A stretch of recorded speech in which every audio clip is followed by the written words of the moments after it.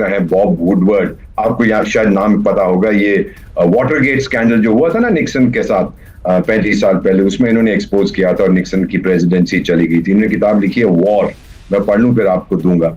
उसमें ये लिखा है कि जो बाइडेन के साथ जब ये बैठे हुए थे वुडवर्ड साहब, ये 2 बार इनको अवार्ड्स मिले पुलित्जर प्राइज, उसमें जो बाइडेन ने कहा है कि and he has used very dirty language for Netanyahu and for Barack Obama, और बोले इन लोगों ने फंसा दिया हमको, नेतन्याहू तो झूठा है, उस पर भरोसा नहीं कर सकते, और बराक ओबामा ने 2014 में जो यूक्रेन में दंगा करवाया था, हम उसमें फंस गए हैं, क्योंकि जो प्रो रशियन प्रेसिडेंट वहां का चला गया था जब ये दंगा, वो मैदान प्रोटेस्ट, तो उसके तुरंत बाद जो ईस्टर्न पार्ट था डॉनबास का, वो अलग हो गया प्रैक्टिकली, और रूस ने क्राइमिया को ऑक्यूपाई कर दिया। और रूस में बाइडेन साहब कहते हैं बराक ओबामा हमें फंसा गया, हमें मालूम नहीं है बाहर कैसे निकले, इसीलिए हम हार मान के बाहर नहीं निकल सकते, हमारी नाक कट जाएगी, हम वही करेंगे जो हमें जब तक हम कर सकते हैं। Very very significant statement. ये किताब इनकी अभी 15 दिन पहले रिलीज हुई है। तो मेरा मानना यह है सर कि अभी एडवांटेज ले रहे हैं पुतिन साहब, और व्हाट इज गोइंग ऑन, सारा फोकस दुनिया का ईरान इजराइल पे,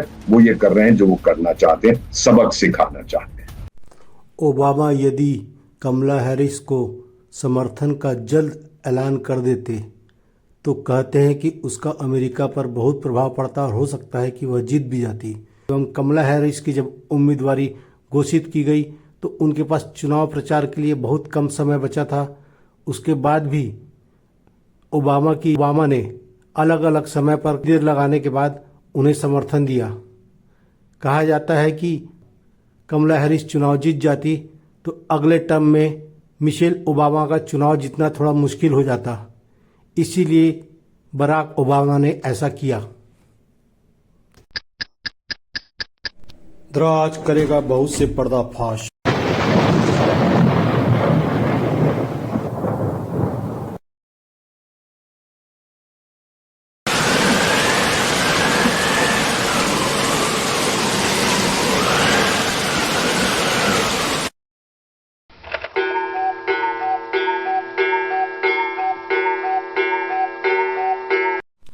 2014 बराक ओबामा के दूसरे टर्म का दूसरा साल था।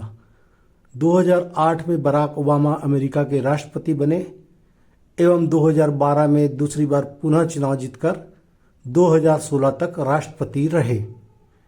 2008 में जब वह राष्ट्रपति बने तब विश्व में क्या परिस्थितियां थी। 1991 में सोवियत संघ का विघटन हुआ। जॉर्जिया एवं यूक्रेन उसमें शामिल थे। रूस चाहता था कि जॉर्जिया एवं यूक्रेन को नाटो में शामिल न करे। उसने कह रखा था कि अगर जॉर्जिया यूक्रेन को नाटो में शामिल किया जाएगा तो वह उसे अपने ऊपर हमला मानेगा। जॉर्जिया में यूरोपीय यूनियन समर्थित सरकार थी।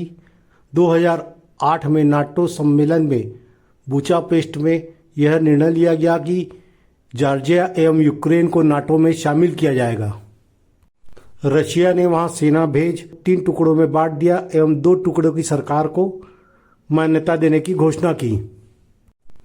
जब 2008 में नाटो ने यूक्रेन एवं जॉर्जिया को सदस्यता देने की सोची थी तो रूस यूक्रेन युद्ध के प्रारंभ होने तक 12-13 साल उसका इंतजार क्यों किया और यूक्रेन को उसमें शामिल क्यों नहीं किया? क्या वो चाहते थे कि यूक्रेन रशिया से अकेला युद्ध करे? अब आते हैं 2014 में।